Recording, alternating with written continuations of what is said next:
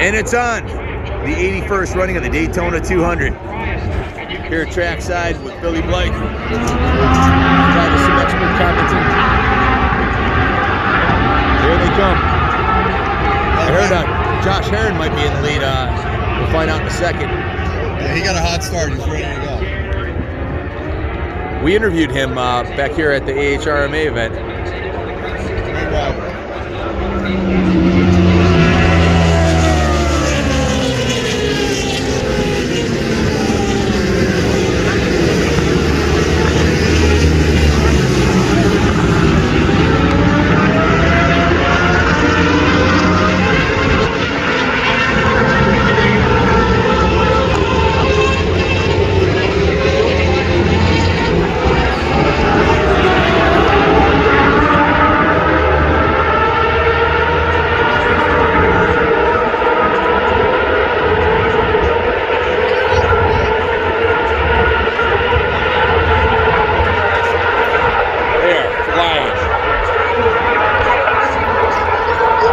So what do you think, Billy? Best riders in the world out there today? Yeah, absolutely. World-class crew, and these riders are all athletes, and they're out there stretching it out. They got to remember, this is not a sprint race, and they're out there riding wheel to wheel like it is a sprint race, but actually, it's a 200-mile long race. It's 57 laps, right? Yeah, 57 laps, so they got to pace it out a little bit. You know, if somebody's in mid-pack right now, doesn't mean they won't be out front at the end. What's an average lap time for this track for this crew? I couldn't tell you, but it's damn fast, that's for sure. So where's the best place to view? Well, you know, I'll tell you, it's right from behind the handlebars. Maybe you can make it out there, right? You got to go through qualifiers and everything, right? Yeah, I'd be dead last and then some. Now, these guys are unbelievably fast. Here they come. It doesn't take them long to get around this track, does it? They're going through the International Horseshoe. That was a lap rider there, right? Or, Yeah. I heard the Ducati up front. That might have been Herring. Good job, into that Duke. We'll be coming back here in a second, folks.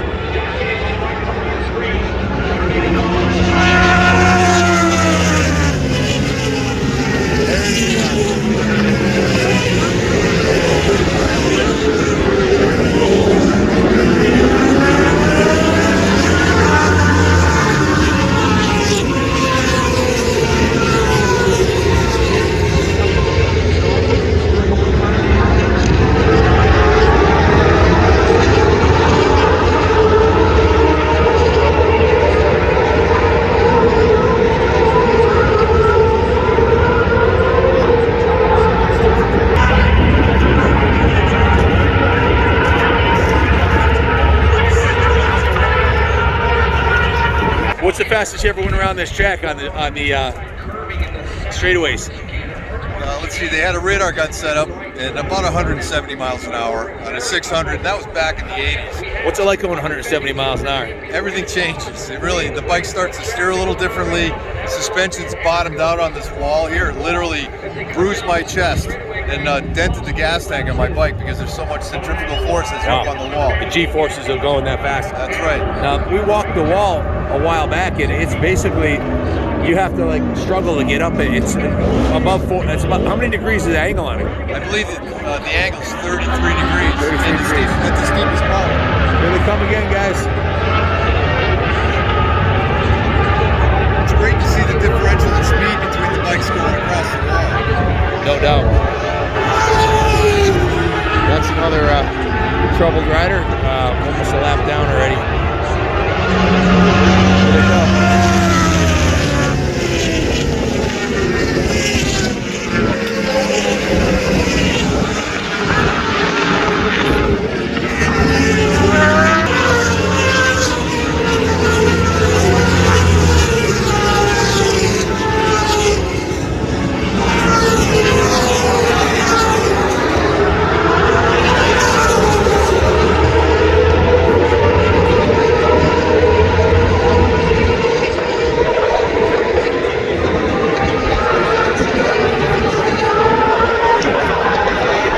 Seems to be quite a differential in speed between the back markers and the guys out front. They're already pulling a big lead, the top 10 guys. Absolutely. You know, every mile an hour you can have here on a motorcycle is good for racing.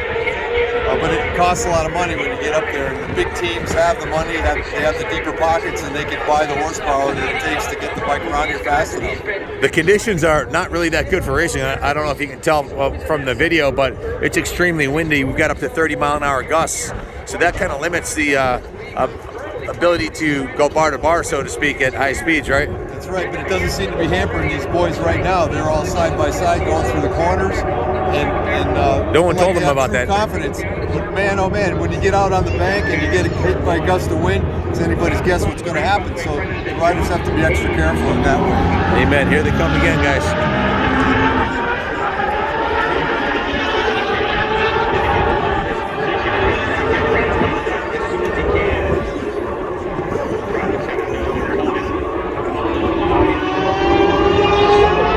Here they come through the International Horseshoe.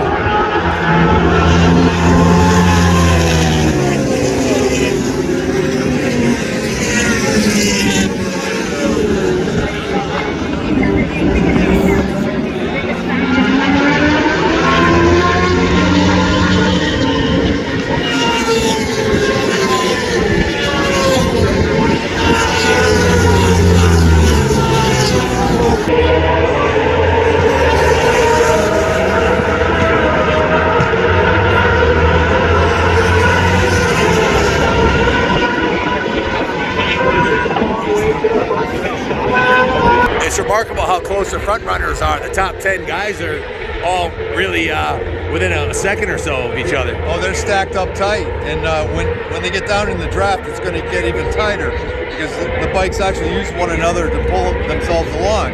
So the rider out front is using the most energy, the ones behind are pulling along, and they can actually slingshot by the other rider if they want. And that's a strategy that's used on the last lap a lot. It's amazing. Yeah, it's cool stuff. I would guess their lap time's got to be under a minute. They're coming around pretty quick here. Yeah, I'd be embarrassed to say I don't know exactly what they're doing for lap times, but I got to measure it shortly. They're absolutely screaming down the straightaway there. You can hear it. You can hear that howl coming across. Like 13, 14,000 RPM, right? Yeah.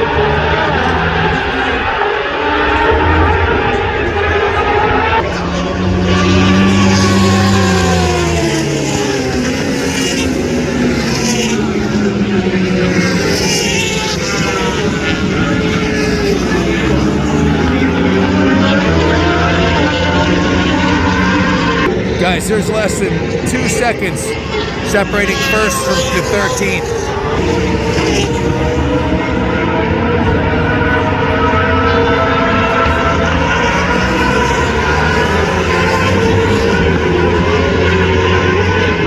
How fast do you think they're going on that back straightaway right over here behind us? Up on the wall? Yeah. Well, getting up 120, 130 miles an hour as they're starting to hit fifth gear.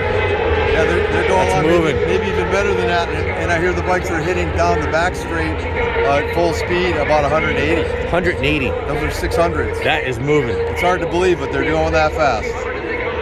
Things happen fast at 180. They do. Blink and you go, 500 feet in a blink.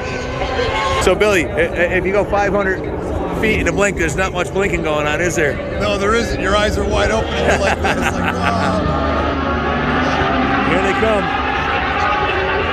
Lap 5 or 6, I think I'm losing track here.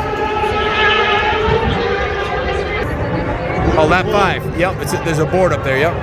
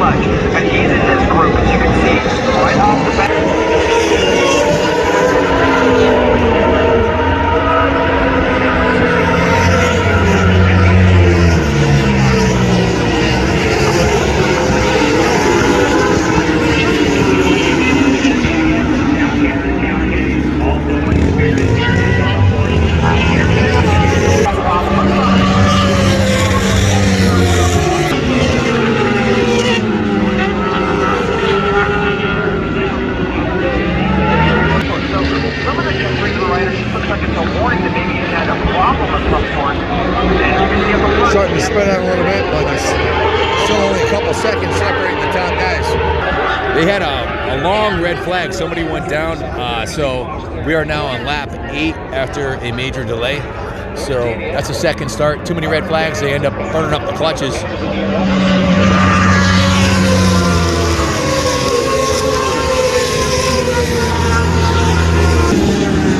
From a spectator point of view, when they have these red flags, it tightens up the racing again.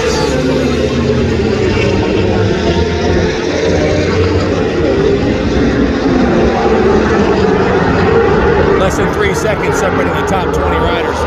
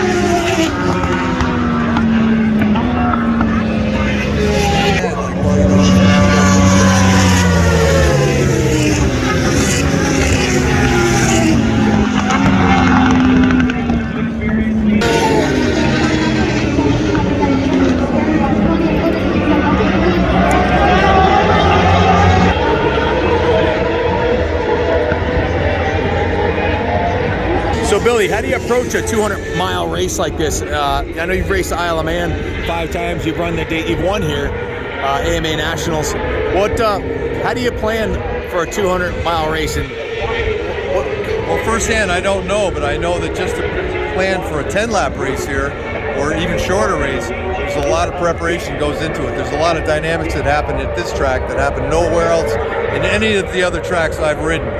So to prepare for a 200-mile race, you have to be physically fit, mentally fit. The bike has to be mint perfect. There can be nothing wrong, because anything that's wrong is going to get worse here. You know, it's tough on equipment. So there's bumps on the track here that would, send you out of your seat. Myself dented the top of my gas tank with my chest. It's pretty nasty here. And a 200-mile race is a long time. That's a lot of riding. So the rider who's in first now may not be the one. That's right. Yeah, there's 12 riders that I think have a shot at this, and of those 12, there's somebody out there that's lurking, that's waiting, and to strike. And he's probably relaxed. He's probably really enjoying the ride, watching everybody else do the work while he waits. That's my guess. You got to preserve the equipment for 200 miles. Can't burn your tires up, your brakes, your clutch, everything. Easy to do all those things, Ken. Right? Exactly, 100%.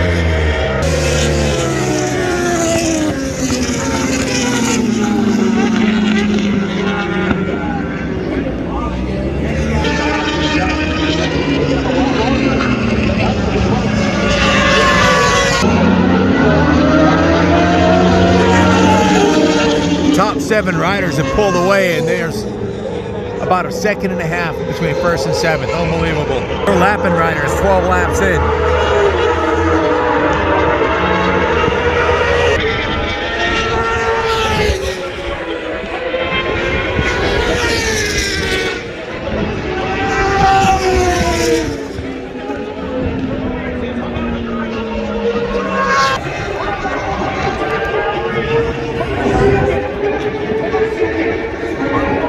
That's it, folks. Another Daytona 200's come to an end. My 31st year here.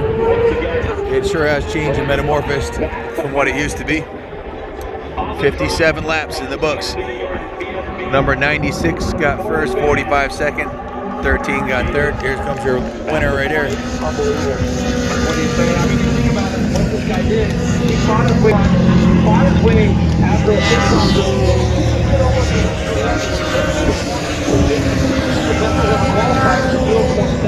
I feel like I have something for these guys. Boy, did he. I mean, what is slow at your pace, higher rate. I mean, he wrecked his first lap. Very cool. Waving to us here in the stands. Just like that. That is what the second looks like. What the second looks like. All the way back to fourth place. A heartbreaker for Josh Hayes, without question. But the commentator beat it 7 thousandths of a second away from winning his very first Daytona 200. Very cool. It was a great day, a great race. Glad to be here.